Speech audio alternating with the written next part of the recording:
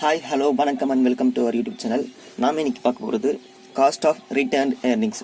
So first நம்ம cost of return ஏர்னிங்ஸ்னால் என்னென்னு பார்க்கறதுக்கு முன்னாடி ஃபஸ்ட்டு ரிட்டர்ன் ஏர்னிங்ஸ்னால் என்ன அப்படின்னு பார்க்கலாம்.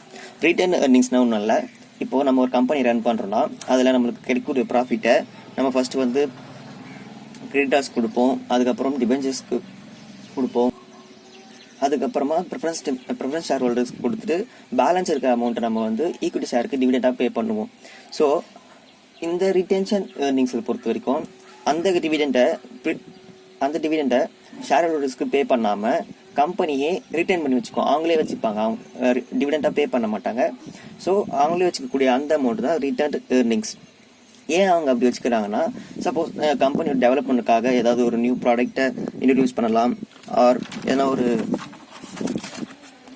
நியூ பில்டிங் பர்ச்சேஸ் பண்ணலாம், ஆர் நியூ மிஷின் பண்ணலாம், இல்லை ப்ராடக்ட்டை டெவலப்மெண்ட் பண்ணலாம். இந்த மாதிரி எதனா கம்பெனியோட டெவலப்மெண்ட்காக அவங்க வந்து டிவிடெண்ட் பே பண்ணாமல் அவங்களே ரிட்டர்ன் பண்ணியாக வச்சுப்பாங்க.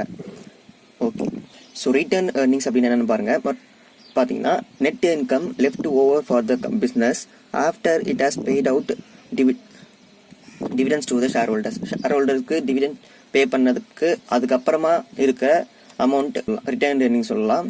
ஆர் அவங்களுக்கு கொடுக்காம நம்ம வச்சிருக்க அந்த அமௌண்ட் ரிட்டர்ன் ஏர்னிங் சொல்லலாம். The money not paid to the share holders.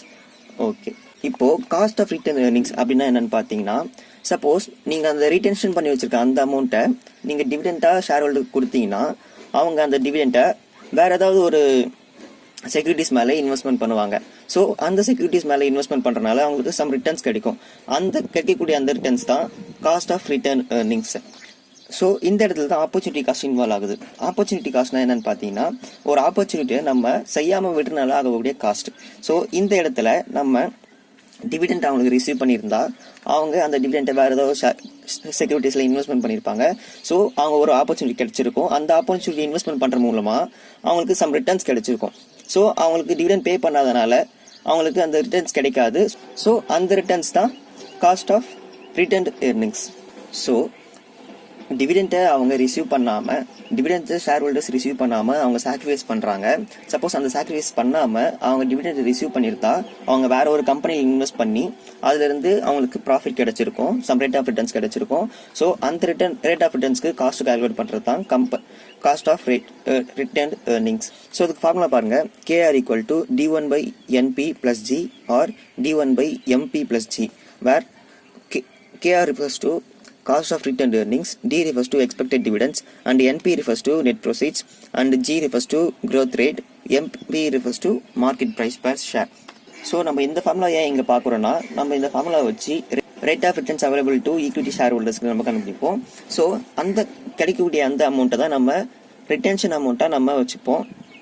So நம்மளுக்கு ரிட்டென்ஷனுக்கான காஸ்ட் கண்டுபிடிக்கணும்னா நம்மளுக்கு rate of returns available to shareholders தெரியணும். ஸோ அதுக்காக தான் நம்ம இந்த ஃபார்முலா இங்கே பார்க்குறோம்.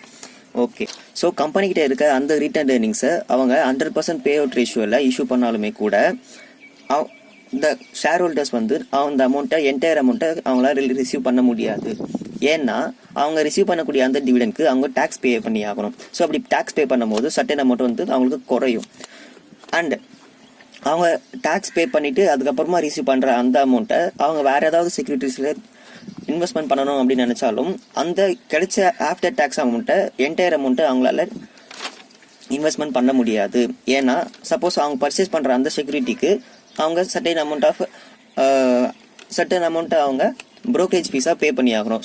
ஸோ நியூ செக்யூரிட்டியில் இன்வெஸ்ட்மெண்ட் பண்ணுறதுக்கு இந்த எக்ஸ்பென்சஸ்லாம் ஆகிறதுனால அவங்களுக்கு கிடைக்கக்கூடிய அந்த ரேட் ஆஃப் ரிட்டர்ன்ஸ் எக்ஸிஸ்டிங் கம்பெனியில் அவங்களுக்கு டிவிடெண்ட் தராமல் அவங்க ரிட்டென்ஷனாக வச்சுக்கிட்டு அந்த அமௌண்ட்டை வேற ஏதாவது ஒரு நியூ ப்ராஜெக்ட்ல இன்வெஸ்ட் பண்ணி அதில் வர கிடைக்கக்கூடிய ரேட் ஆஃப் ரிட்டர்ன்ஸ் வந்து எப்போவுமே அதிகமாக இருக்கும். சிம்பிளாக சொல்லணும்னா அவங்க நியூ செக்யூரிட்டிஸில் இன்வெஸ்ட்மெண்ட் பண்ணி அதுலேருந்து கிடைக்கக்கூடிய ரேட் ஆஃப் ரிட்டர்ன்ஸ் விட அவங்களோட எக்ஸிஸ்டிங் கம்பெனியில் டிவிடெண்ட் தராமல் ரிட்டென்ஷனாக வச்சிருக்க அந்த அமௌண்ட்லேருந்து கிடைக்கக்கூடிய dividend or rate of returns அதிகமாக இருக்கும். ஸோ இதெல்லாம் கன்சிடர் பண்ணி நம்ம காஸ்ட் ஆஃப் ரிட்டர்ன் ஏர்னிங்ஸ் கண்டுபிடிக்கணும். அதுக்கான ஃபார்முலா என்னன்னு பார்த்தீங்கன்னா, KR equal to KE 1 - T into 1 - KB. So KR refers to cost of returned earnings, D refers to expected dividend, and NP refers to net proceeds, G refers to growth of rate, T refers to tax rate, and B refers to cost of purchasing new securities, அதாவது brokerage fees, and KE refers to rate of return available to shareholder. So so நம்மளுக்கு rate of returns இருக்குது. Rate of ரிட்டர்ன்ஸில் நம்ம டேக்ஸை minus பண்ணணும். டேக்ஸை minus பண்ணிவிட்டு அதுக்கப்புறம் இருக்கிற அமௌண்ட்டில் brokerage fees எவ்வளவோ அதை நம்ம மைனஸ் பண்ணால் நம்மளுக்கு கிடைக்கக்கூடிய காஸ்ட் தான் cost of return earnings. Okay, sum ஒன்று சிம்பிளாக ஒன்று பார்க்கலாம். பாருங்கள், ப்ராப்ளம் பாருங்கள். Rate of returns to share ஹோல்டருக்கு ரேட் ஆஃப் ரிட்டர்ன்ஸ் வந்து 20% அண்ட் டேக்ஸ் ரேட் வந்து 20% அண்ட் ப்ரோக்கரேஜ் பார்த்தீங்கன்னா 5%. ஸோ நம்மளுக்கு வந்து இதை வச்சு நம்ம காஸ்ட் ஆஃப் ரிட்டர்ன் ஏர்னிங்ஸ் கண்டுபிடிக்கலாம்.